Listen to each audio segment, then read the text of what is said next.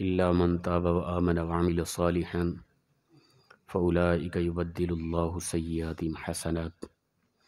وكان الله غفورا رحيما آمنت بالله صدق الله مولانا العظیم۔ معزز و مکرم سامعین، کروڑا بار شکر ہے اس پروردگار عالم کا کہ جس نے آج کی صبح ہمیں پھر سے زندگی عطا فرمائی اور ہمیں یہ سعادت اور توفیق دی کہ ہم اپنے پروردگار کے ہاں آ کر سجدہ ہوئے۔ اللہ تعالیٰ ارشاد فرماتا ہے الا من تاب وآمن وعمل صالحا فاولئک یبدل اللہ سیئاتہم حسنات، کہ بعد اس کے کہ جو کوئی بھی ایمان لایا اور نیک اعمال کیے تو پس اللہ تعالیٰ بدل دیتا ہے اس کے گناہوں کو نیکیوں میں۔ وکان اللہ غفور الرحیمہ، اور اللہ بخشنے والا مہربان ہے۔ جس کسی نے بھی توبہ کی گناہوں کے بعد یا کفر کے بعد، تو رب تعالیٰ اس کو صلہ یہ عطا کرتا ہے کہ اس کے پچھلے سارے گناہ مٹ نہیں جاتے بلکہ نیکیوں میں بدل جاتے ہیں۔ لیکن شرط یہ ہے کہ وہ توبہ وہی توبہ ہو جو اللہ چاہتا ہے، یہ نہیں کہ زبانی کلامی توبہ کرے اور دل کے اندر وہی کرپشن کا سوچ، وہی جھوٹ کی سوچ، وہی ملاوٹ کی سوچ، وہی دوسروں کی عزتوں کو خراب کرنے کی سوچ۔ اگر یہ چیز دل میں ہے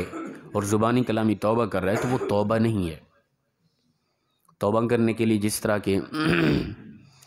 علماء کرام فرماتے ہیں کہ توبہ کے لیے سب سے پہلی چیز انسان کے اندر دل میں ندامت و شرمندگی کا ہونا ضروری ہے۔ جب انسان توبہ کر رہا ہے نا اپنے کیے پر، پہلی چیز یہ ہے کہ اپنے پچھلے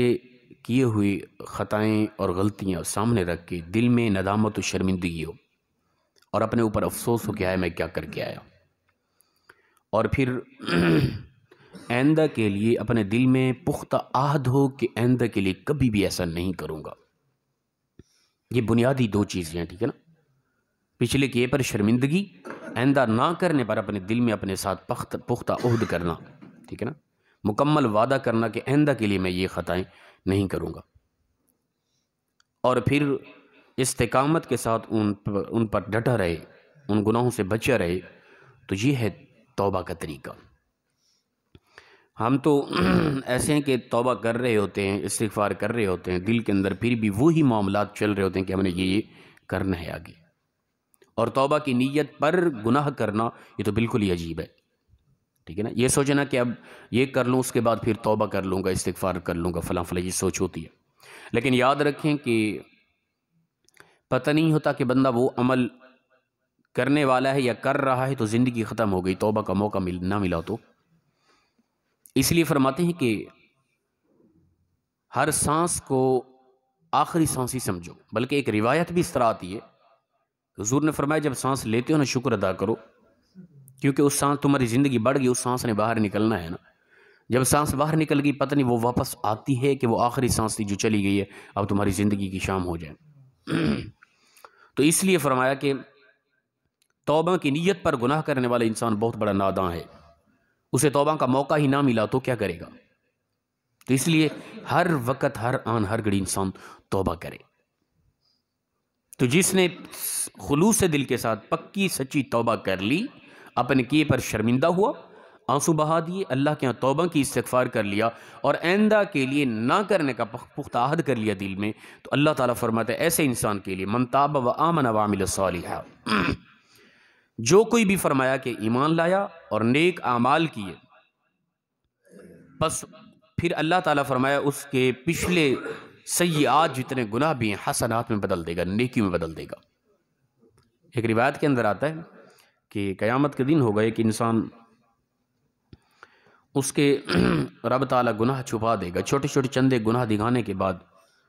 اللہ فرمائے گی اس کو اس کے گناہوں کے عوض نیکیاں عطا کر دو۔ بندہ بڑا حیران ہو، پہلے وہ ڈر رہا ہوگا کہ میرے چھوٹے چھوٹے گناہ سامنے آ رہے ہیں، بڑی خطائیں، بڑے گناہ سامنے نہیں آ رہے۔ اب جب چھوٹے گناہ دکھانے کے بعد گناہ دکھانے کا سلسلہ رک جائے گا، اب اللہ کی طرف سے حکم ہوگا کہ میرے اس بندے کو گناہوں کی جو گناہ کیے ہیں اس ہر ایک گناہ پر ایک ایک نیکی عطا کر دی جائے۔ جب اسے نیکیاں عطا کر دی جائیں گی بڑا خوش ہوگا، پھر وہ خود بول پڑے گا اللہ یہ نہیں، اس کے علاوہ اور بھی بڑے بڑے گناہ میرے ہیں۔ تو اللہ کی رحمت مسکرائے گی کہ انسان کس قدر لالچی ہے، بھئی تیرے بڑے گناہ اللہ نے پردے میں رکھے تھے، چھپائے ہوئے تھے، چھوٹے دکھا کر تجھے نیکیاں عطا کر دی اس پر، اب تو اپنے عیب خود واضح کر رہا ہے اور لالچ میں آ گیا کہ چھوٹے گناہوں کے بدلے نیکیاں ملی، بڑے گناہ بھی سامنے کر کے ان پر بھی بڑی نیکیاں عطا کی جائیں۔ اللہ کی رحمت مسکرا پڑے گی، انسان کیسا لالچی انسان ہے۔ اللہ اتنا کریم ہے کہ وہ اپنے بندوں کے بہانے ڈھونڈتا ہے، انسان تو توبہ کر تو صحیح، تو استغفار کر تو صحیح، خلوص دل کے ساتھ تو میری بارگاہ میں آ تو صحیح، تو اپنے کیے پر ایک مرتبہ شرمندہ ہو کے تو میری بارگاہ میں آ کے جھک تو صحیح، تیرے رب تعالیٰ صرف گناہ نہیں معاف کرے گا بلکہ پچھلے گناہوں کو نیکیوں میں بدل دے گا۔ وہ اس قدر کریم ہے، وہ چاہتا ہے، وہ نہیں چاہتا کہ میں اپنے بندوں کو سزا دوں، وہ نہیں چاہتا کہ میں اپنے بندوں کو جہنم میں پھینکوں، اس نے جنت تیار کر رکھی ہے، لیکن بار بار سمجھا رہا ہے انسان دیکھتے رب اس قدر کریم ہے کہ تو توبہ کر، تیرے پچھلے گناہوں کو مٹا کر نیکیوں میں بدل دے گا۔ اور اسی طرح ایک حدیث پاک بخاری کے اندر بھی اور کتب السیاح کے اندر روایت آتی ہے کہ حضور فرماتے ہیں کہ اللہ اس قدر اپنے بندے سے پیار کرتا ہے، توبہ کرنے والے سے اس قدر اس کو پیار ہو جاتا ہے، محبت ہو جاتی ہے۔ روایت سنی آپ نے کہ اگر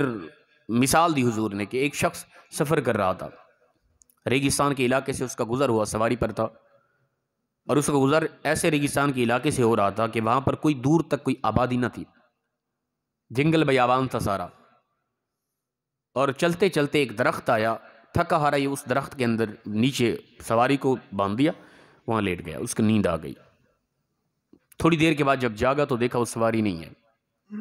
اسے سواری پر اس کا کھانا پینا بھی تھا۔ اب اس نے چاروں طرف نظر گھمائی، کہیں سواری بھی نہیں نظر آئی اور کہیں دور تک کوئی آبادی بھی نہ تھی۔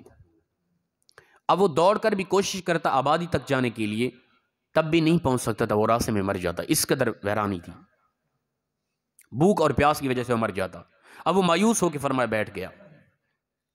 اسے یقین ہو گیا کہ اب میں کہیں نہیں پہنچ سکتا، کو کھانا پینا مجھے نہیں میسر آئے گا، اب میں مر جاؤں گا۔ اب اسی درخت کے نیچے وہ بیٹھا ہے موت کے انتظار میں، وہ بھی کیسی موت؟ پیاس کی شدت میں ایسا تڑپ تڑپ کے روح نکلے گی، قسطوں پر اس نے مرنا ہے۔ اب وہ اسی امید پر بیٹھے، اب بتائیں اس کی حالت کیسی ہوگی، کس قدر وہ اداس ہوگا، کس قدر وہ پریشان ہوگا کہ اس انداز کی مجھ پر ابھی موت آنے والی ہے، ایسا تڑپ تڑپ کے پیاس کی شدت میں مر جاؤں گا۔ ابھی اس انتظار میں بیٹھے آنکھیں بند کر کے سوچ رہا ہے، اپنی اس موت کی اس حالت کو دیکھ رہا ہے دل و دماغ میں۔ اچانک آنکھ کھولی، دیکھا تو وہی سواری بمائے ساز و سامان کھانے پینے کے وہی موجود کھڑی تھی۔ اچانک وہ دیکھ کر جس پر موت کا وقت قریب تھا اور عجیب طرح کی موت کے انتظار میں تھا، اچانک اس کو زندگی مل گئی، سواری اس کی سامنے کھڑی ہے۔ اب حضور فرماتے ہیں وہ اس قدر خوش ہوا، خوشی کے مارے اللہ کا شکر ادا کیا، کہنا تھا کہ اے اللہ تو میرا رب، میں تیرا بندہ، تیرا شکر ادا کر رہا ہوں، لیکن خوشی کے مارے اس کے برعکس کہہ دیا کہ اے میرے بندے تو میرا بندہ، میں تیرا رب۔ یہ لفظ کہہ دیا اس نے، ٹھیک ہے نا، لفظ غلط تھے لیکن اس قدر خوش تھا کہ اسے پتہ ہی نہیں کہ میں کیسے لفظ کہہ گیا۔ حضور فرماتے ہیں کہ جب بندہ مومن گناہوں کے بعد سچی توبہ کرتا ہے نا، تو رب تعالیٰ اس پر اتنا خوش ہوتا ہے جس طرح کہ اس بندے کو سواری ملنے کے بعد خوشی ملی، اس قدر وہ اپنے بندے پر اللہ تعالیٰ خوش ہوتا ہے۔ تو وہ چاہتا ہے کہ اے انسان تو آ کے توبہ کر، پھر تیرا رب تیرے گناہوں کو نیکیوں میں بدل دے۔ تو کیوں نہ میں اور آپ خلوص دل کے ساتھ کیے پر شرمندہ ہو کے پکی توبہ کریں۔ اور یہ بھی ہے، ساتھی پوچھتے ہیں حضرت توبہ کر لی، ندامت و شرمندگی بھی ہوئی کیے پر، اور خلوص دل کے ساتھ توبہ کی، پھر گناہ ہو گیا تو کیا ہو گیا؟ گناہ ہو گیا تو انسانی فطرت ہے، یہی ہے کہ پھر گناہ ہوا پھر توبہ کرو، لیکن یہ نہیں کہ توبہ کے وقت آپ کے دل میں آنے والے وقت میں کوئی گناہ کی سوچ نہ ہو، اس وقت پختہ ارادہ ہو کہ اب کچھ نہیں کروں گا، بس اب میرا رب مجھے معاف کر دے۔ آنے والے وقت میں انسانی فطرت ہے، پھر ہو گیا تو توبہ کے دروازے پھر بھی کھلے، ہماری سانس چل رہی ہے، ہم ابھی زندہ ہیں، جب تک ہم زندہ ہیں آخری سانس تک ہمارے لیے توبہ کے دروازے کھلے۔ پھر خطا ہو گئی پھر توبہ کر لو، پھر خطا ہو گئی پھر توبہ کر لو، زندگی میں ہمیشہ توبہ استغفار کرتے رہو، ٹھیک ہے نا۔ ہو جانا الگ ہے لیکن ہمیشہ دل میں رکھنا کہ یہ کرنا ہے، یہ الگ ہے۔ انسان سے خطا ہو جانا یہ انسان کی فطرت ہے، لیکن توبہ کر لینا یہ ایمان والے کا ایک بہترین انداز اور طریقہ ہے۔ اللہ پاک ہم سب کو اخلاص کے ساتھ عمل کی توفیق عطا فرمائے۔ وآخر دعوانا الحمدللہ رب العالمین۔ اللہم صلی